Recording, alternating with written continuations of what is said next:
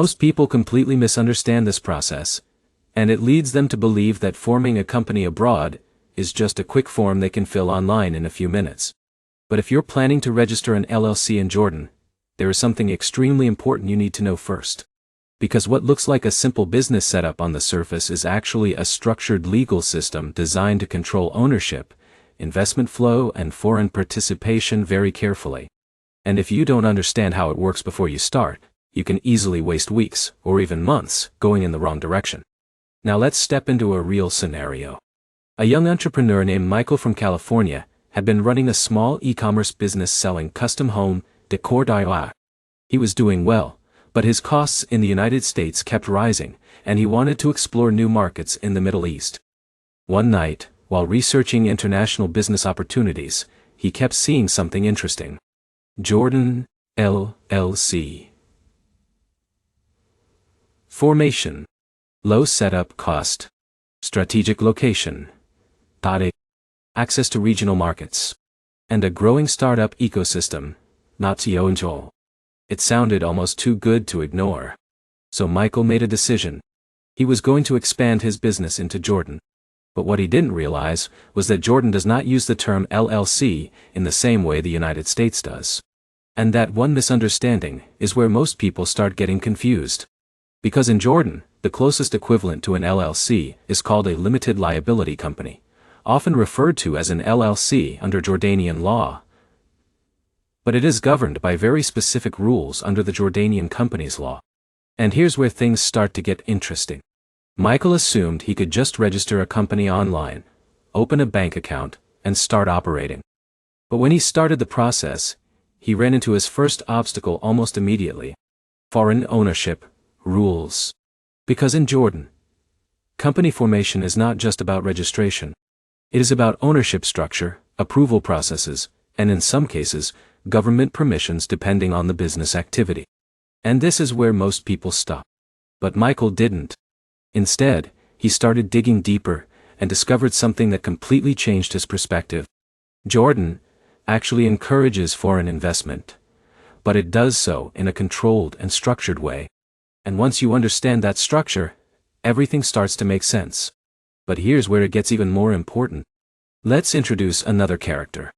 Sarah, a freelance digital marketer from New York, wanted to establish a regional base in the Middle East so she could serve clients in Jordan, Saudi Arabia, and the UAE. She heard Jordan was business-friendly, so she assumed it would be a simple registration process.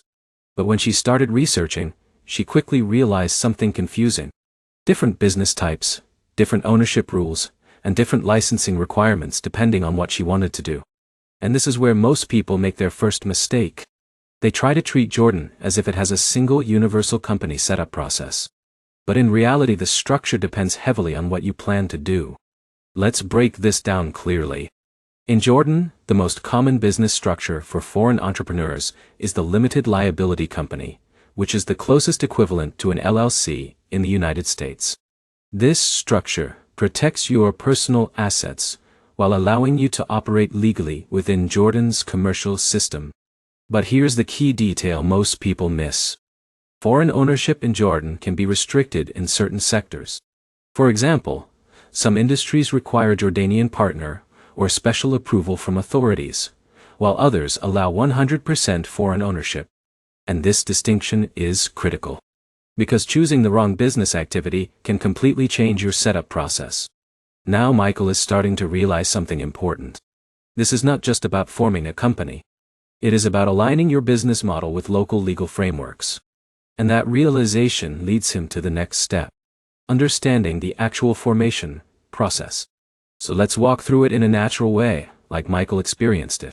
First, you need to define your business activity. This is not optional. In Jordan, your company must clearly state what type of business it will conduct.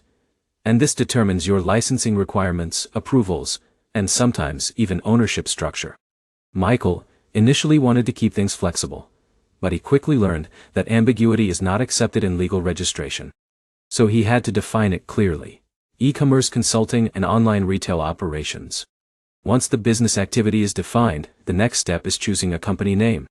But here's where things get interesting again. The name must be approved by the company's control department in Jordan. And it cannot conflict with existing business names or violate naming regulations. So what seems like a simple branding decision actually becomes a regulated step in the process. Now Sarah is going through the same experience. She submits her preferred company name and waits. And what happens next surprises her. The name gets rejected. Not because it was bad, but because it was too similar to another registered business. And this is where she learns an important lesson. In Jordan, naming approval is not just about creativity. It is about legal distinction and market clarity. So she revises her name and resubmits it. Approved. Now comes the next major step. Drafting the Articles of Association.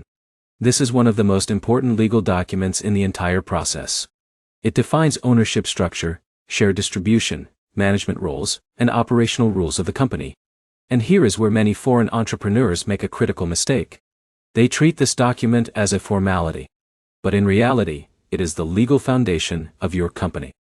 Michael learns this the hard way when his advisor explains that unclear shareholder definitions can create future legal disputes, especially if you bring in partners later. So he takes the process seriously and carefully defines ownership percentages and management responsibilities. Now let's pause here, because this is a key insight. If you get the legal structure right at the beginning, everything else becomes easier. But if you rush it, you may face complications later when trying to open a bank account, hire employees, or expand operations. And that brings us to the next major step. Registration with the company's control department. This is the official authority responsible for company formation in Jordan. You submit your documents, including business activity, company name approval, articles of association, and shareholder information. And then you wait for review and approval. But here's where things can slow down. If anything is missing or unclear, the application can be delayed.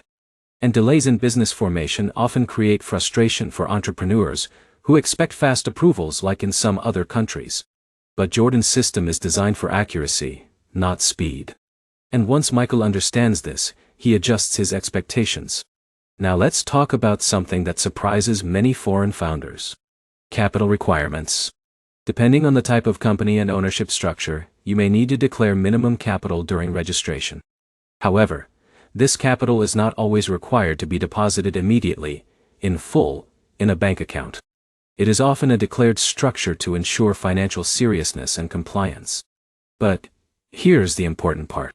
Once your company is approved, you will need to open a corporate bank account in Jordan. And this step is not automatic.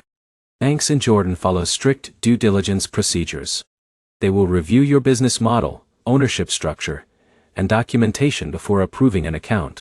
And this is where many applications slow down again. But there is a reason for this. Jordan's financial system is designed to maintain stability and prevent misuse of business entities. So every application is carefully reviewed. Now Sarah experiences this firsthand. She submits her banking documents and is asked for additional clarification about her clients and revenue sources. At first, she feels frustrated. But then she realizes something important. This is not rejection. It is verification.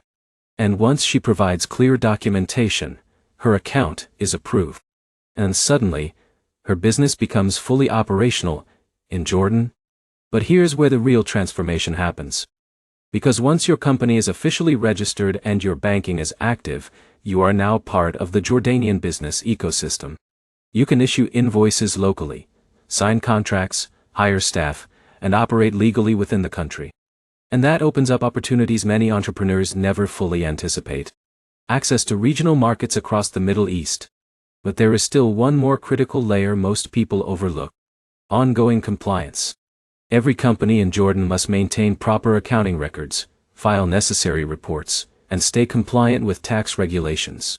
And failing to do so can result in penalties or even suspension of business activity. But again, this is not meant to discourage you. It is meant to prepare you. Because once you understand the system, you can operate confidently within it. Now let's bring everything together.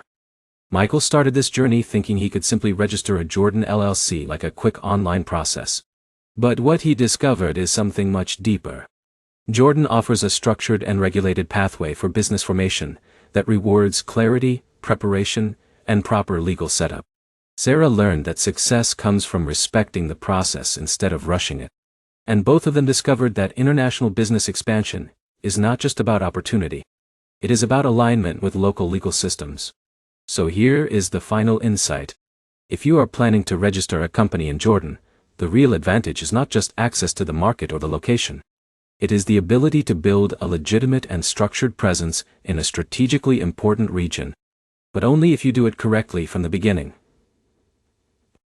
Because the biggest mistake most entrepreneurs make is assuming that all company formation systems around the world work the same way. They do not. And once you understand that difference, you stop guessing and start building with confidence. So, take this with you. Do not rush the process. Understand the structure. Respect the system. Because that is what turns a complicated setup into a powerful long-term opportunity. And now you understand Jordan LLC formation far better than most people who try to figure it out on their own. If you found this guide helpful and want more clear breakdowns of global business setup strategies like this, make sure to subscribe for more in-depth guides that simplify complex international opportunities.